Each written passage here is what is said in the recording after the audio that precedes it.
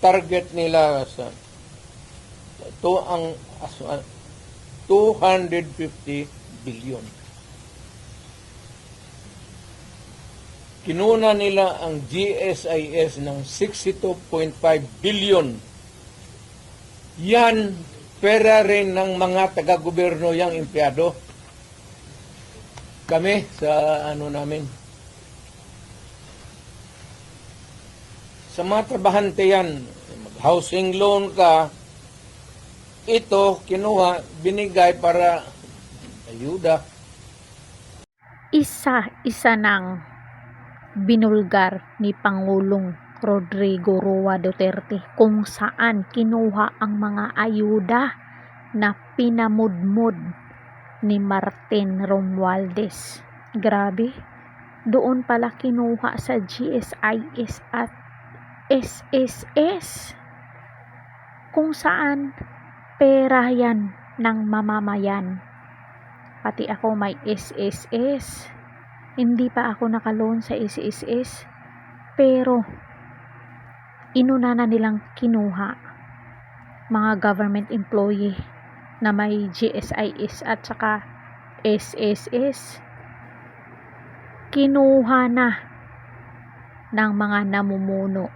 Saan na napunta ang pera? Saan na napunta ang kinuha nyong pera? Doon ba sa ayuda? Grabe na talaga ang kapal ng mukha ng mga buaya, ng mga crooks dyan sa Congress. Diba? Ang kapal. Grabe. Sana naman gumising ang tulog or nagbibingi-bingihan dyan. Ito ang tahasang pahayag ng butihing dating Pangulong Roa Rodrigo Duterte. Magbasa tayo ng mga komento. Ito hindi ibinalita ng ibang stream media. Kaya pala gustong magkagira kasi para tatakbo na lang sila palabas ng Pilipinas dahil nilipat na ang kaban ng bayan. Harap-harapan na ang pagnanakaw ng mga walang hiya sa pera natin, mga contributors. Atin yan pinakialaman. Akala ko PhilHealth lang, na surprise kami. Halos pala lahat ng ahensyang may kickback at slashing of funds. Tapos yung mga project tinapyasan ng mga congressman, mga senador, yung mga project bawat lalawigan kinunan. Kaya pala yung mga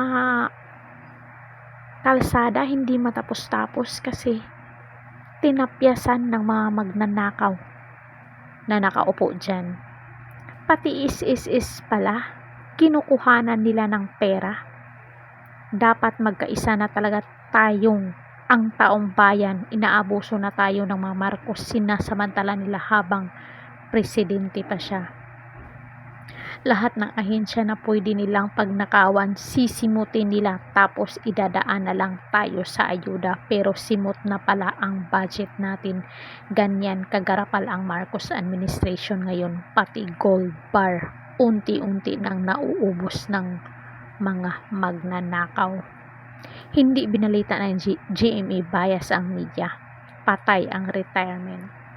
Nagmamadali na silang mangawat dahil uupo na si Trump sa middle of January.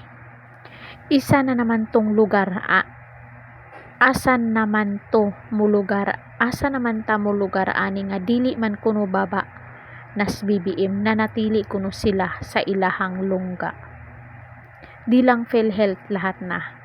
Di na ako uuwi ng Pinas nito. Nakakatakot, baka maubusan tayo ng pera sa Pinas. Paano ng estudyante natin ito? Kuskus na lang ako dito sa Middle East para sure ang makain at masuporta ako sa mga anak ko just in case na magkagulo at magkahirap-hirap ang bansa natin. Kawawa ang Pilipino, pahirapan na. Grabe no? Pati mga guro na nga naginip din siguro ibang magpipensyon dyan. Grabe na to. Isisi na naman yan sa mga Duterte pag nagkandalitsi-litsi sa oras ng mabulilyaso ang budget para sa mga tinanggalan like SSS at GSIS. Sana hindi totoo yan. Kontribusyon yan. Bakit kukunin? AAP kumilos na tayo. Ano pang hinahantay natin? Grabe na kalala ang administrasyong Marcos. Kaya nga tinaasan ng SSS ang contribution 2 years ago kasi kinuhanan ng bangag, palihim, hindi binalita. I think aalis na ang mga yan puntang ibang bansa after termino nila. Nagpanik, never na tay digong kumuha sa SSS, kawawa pensioner. Gusto nila mag-invest maharlikapan sa yaman ng mga Marcos at mga oligarch. Di sila pinagsama nila investment nila pera. Wag na dinamay pera ng taong bayan. Yung mga bias na media di naman lang binalita. Wag naman papaano na kaming umaasa sa pensyon ng SSS. Siguro yun na ang oras na mag-civil war. Totoo yan kasi pansin nyo nag-increase bigla lahat ng kontribusyon. Pensioner hala, wala na 13-month pay lagot. Plus gold pa na 25 tons saan na ang linang pinagbintahan nun. Yun lang, harap-harapang pagnanakaw na sa dugo na talaga makalagot. Hoy, magnanakaw. Wala na silang makuha na pensyon. Ako, laking problema yan. Na, paano yung retirement? Kawawa naman tayo.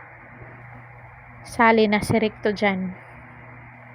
Kung hindi pakikilos ang AP nito, baka pari-pariho ang mapuntahan ng mga anak natin kung ayaw ng leader nyo dahil daming pera nila. Papaano lang tayo? Kayong nasa mababa ang rank, okay lang sila dahil aalis ng Pinas yang mga yan. Wala nang silbi ang bansa natin. Nakakapagod magtrabaho tapos kukuhanin lang nila. Iyak na lang tayong mga Pilipino. Dili na kumubayan.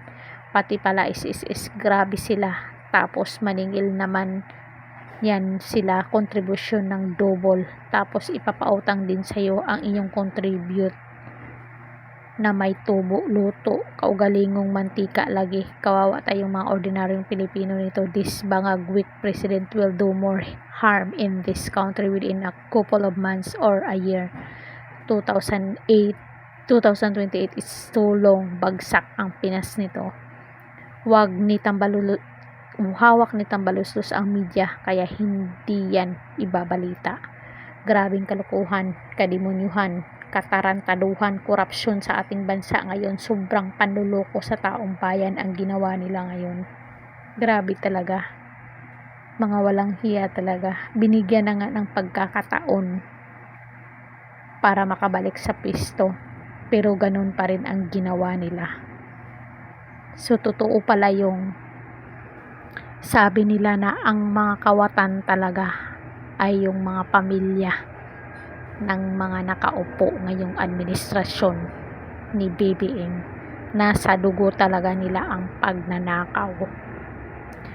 Baka bumalik tayo sa workforce if the retirement fund is not enough because clearly SSS is silently moving funds because Lisa Marcos are calling her puppy to give a little push.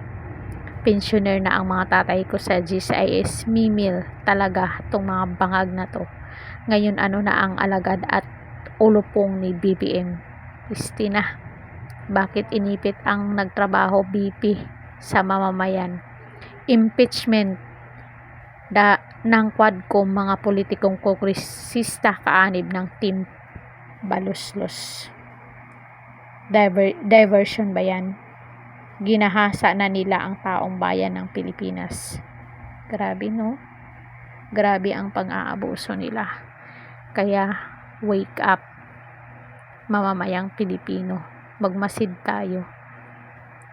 Huwag tayong magpalamya-lamya. Laban tayo. So hanggang dito na lang ang update ko kay Tatay Digong. Sana patuloy pa rin tayong sumuporta sa adhikain ng totoong nagmamahal sa bayang Pilipinas. Walang iba kundi ang Vice Presidente Sara Duterte. Hanggang sa muli, Caridad Official TV. Thank you so much.